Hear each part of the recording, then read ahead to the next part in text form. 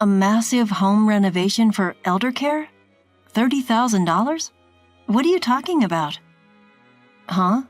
That's my wife's parents' house, right? A phone call from a man claiming to be my estranged sister-in-law's husband. Considering how the conversation isn't making any sense, it seems like my sister-in-law is up to something. My name is Martha, a 56-year-old stay-at-home wife. I have a son and a daughter, both of whom are adults and have moved out of the house.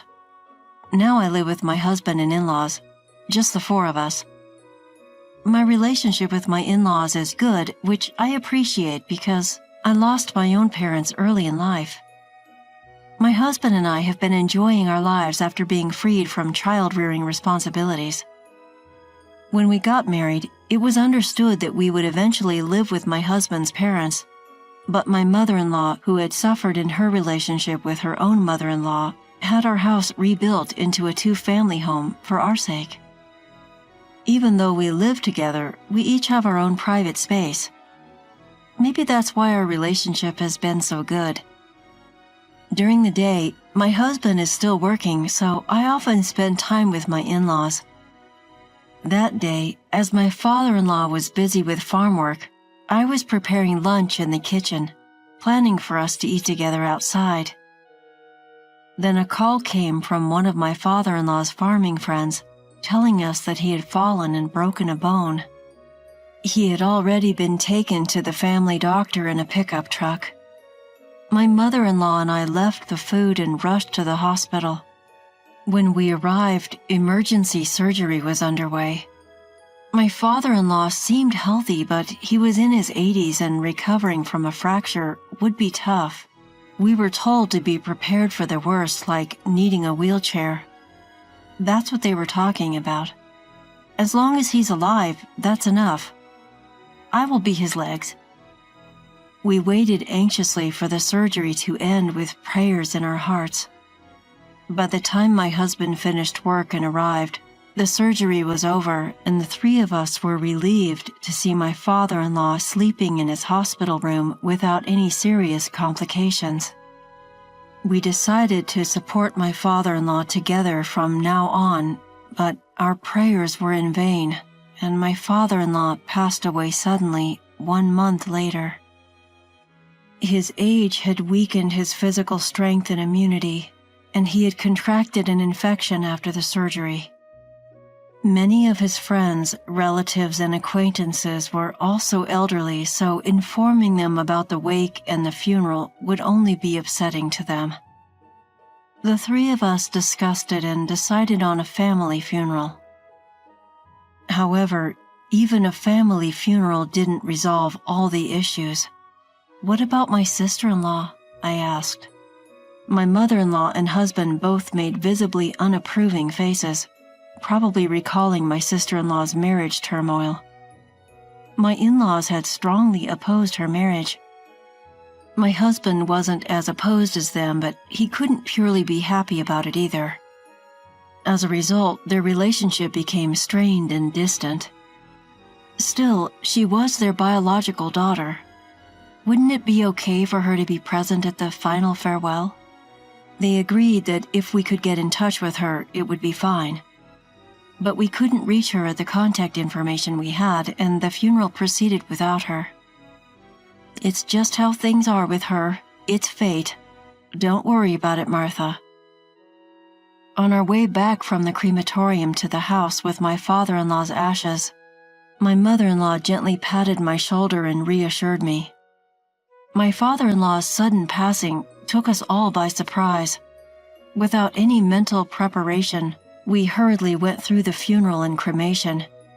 We clasped our hands over my father-in-law's ashes, lit incense, and spent the following days in a state of listlessness. It's more bearable when my husband is around. We can talk to each other. But when my husband goes to work, I can't stand being alone in the quiet room. So I head to my mother-in-law's room. I know she is feeling even more pain and sadness than I am. After all, she suddenly lost the husband she had been with for so many years. Even if it is just a facade, I try to be cheerful around her. However, my mother-in-law was much more accepting of reality than I thought. I was planning to stay like this until the 49th day, but... Yes, we can sort through his belongings later. But you know, I'm already over 80. You look so young for your 80, mother-in-law. Not having been sick often, she would say that the only time she was hospitalized was for childbirth. In other words, she was directly telling us that she's healthy enough for us not to worry about her. You're so kind, Martha, but while I can still move around, I'd like to sort through my things, including his. I understand the feeling of not wanting someone else to go through the important memories, like my father-in-law's belongings. Understood.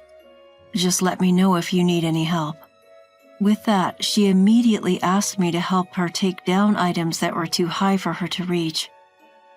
As we pulled out old photos of my father-in-law, my mother-in-law happily reminisced about their younger days, sharing stories about their travels and adventures. I listened intently, nodding along, when the phone rang. My mother-in-law doesn't have a smartphone, so the landline is her main means of communication. I wonder who that is. There were only a handful of people who would call, and they were all close friends who knew our situation. I thought they would avoid calling if they knew, but it might be an emergency. I'll answer it. It was better for me to move rather than make my mother-in-law, who had been talking about how sitting and standing were becoming difficult, get up. I quickly picked up the receiver near the entrance, and a man's voice I didn't recognize greeted me. He introduced himself as my sister-in-law's husband, speaking very politely. However, I had never met him before. I didn't know if he really was who he claimed to be. As I listened, wondering if this was some new scam targeting elderly people, he said, "I want to talk to you about the home renovation for caregiving. My father-in-law had already passed away. Why bring up caregiving renovations now? Did he mistake my mother-in-law? No, she wasn't in need of that level of care. Excuse me, but are you sure you have the right house? This is my wife's family home, right?" The man claiming to be my sister-in-law's husband mentioned her maiden name. Indeed, the maiden name matched my husband's family, and there was no mistake that this was their home. Moreover, the name matched my sister-in-law's. It is true that the woman you mention is my husband's sister. Thank goodness. Thank you for believing me. With all the trouble our marriage has caused, I was worried I had made a bad impression again. I don't know the reason why my in-laws so strongly opposed my sister-in-law's marriage. However, I don't get a bad impression from this man at all. On the contrary, he seems very humble and sincere. According to my brother-in-law, he heard that the cost of caregiving renovation would be around $30,000. He wants to do his best to make up for the inconvenience he has caused. He fully intends to pay the $30,000 and is preparing it.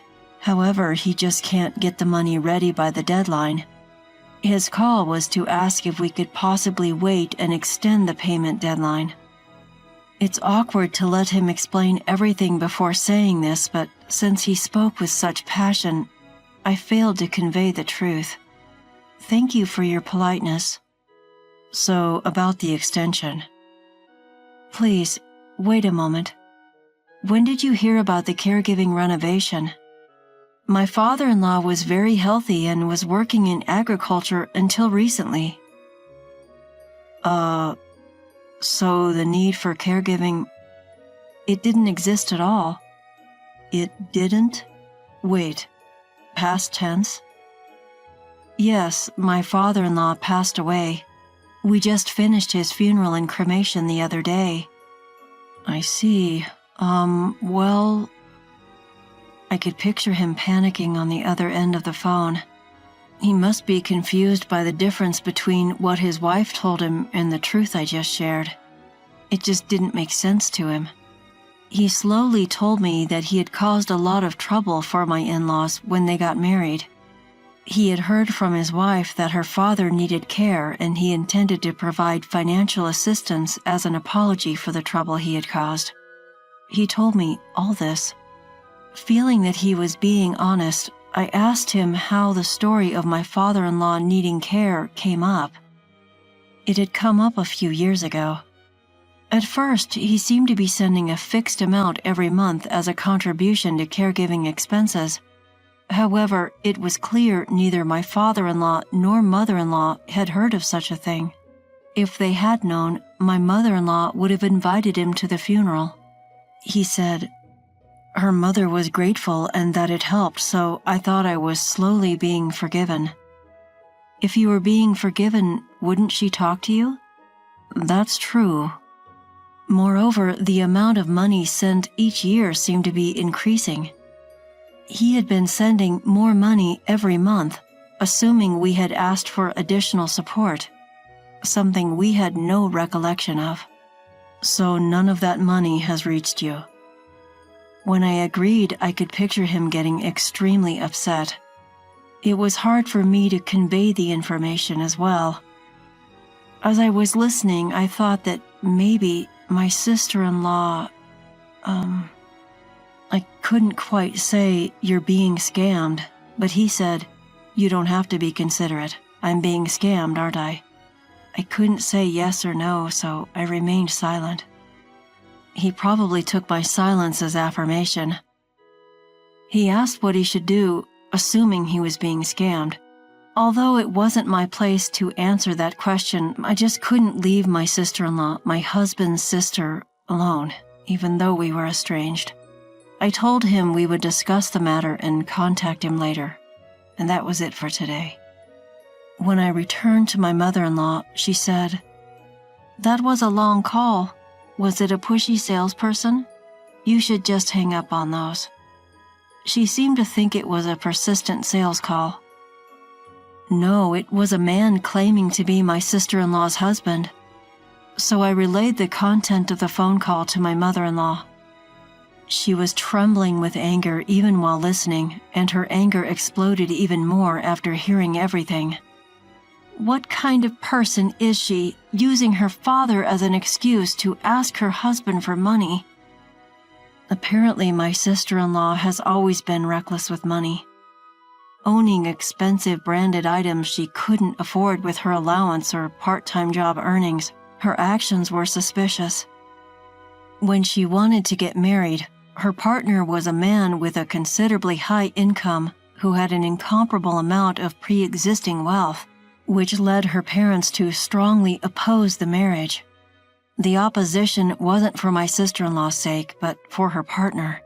We then decided to wait at the culprit's house with her husband for her to return home. I can't remember the last time I saw my sister-in-law. When she decided to date her then boyfriend with the intention of getting married, she introduced him to her parents and brother. There was a commotion about my sister-in-law's marriage, but since I was not yet related to my in-laws, I did not attend. So this would be my first time meeting my sister-in-law's husband. As I had perceived over the phone, he seemed to be a sincere person with a pleasant demeanor. I had heard he had high income, but he didn't seem to be living lavishly. He seemed to be trying to live a modest life, but if one of the reasons for this was my sister-in-law's lies, it must be a complicated set of emotions. Reuniting with my sister-in-law after several decades, my sister-in-law, who would never have expected her mother to be there at her home, was so surprised that her eyes widened as she stood frozen. The impression of my sister-in-law that I remember was one of someone who liked flashy things, but the sister-in-law in front of me was flashy to the point of being gaudy and lacking any sense of style, which was painful to watch. The three of us had agreed beforehand that we would go along with my sister-in-law's story at first. We decided not to touch upon the fact that she was lying. "It's been a while.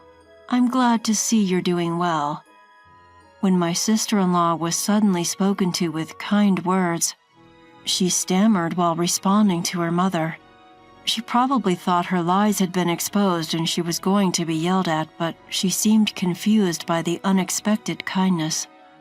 "I wanted to see your face after all this time. Have you been doing well?" We didn't tell her the truth about her father's passing and maintained the pretense that he was still alive.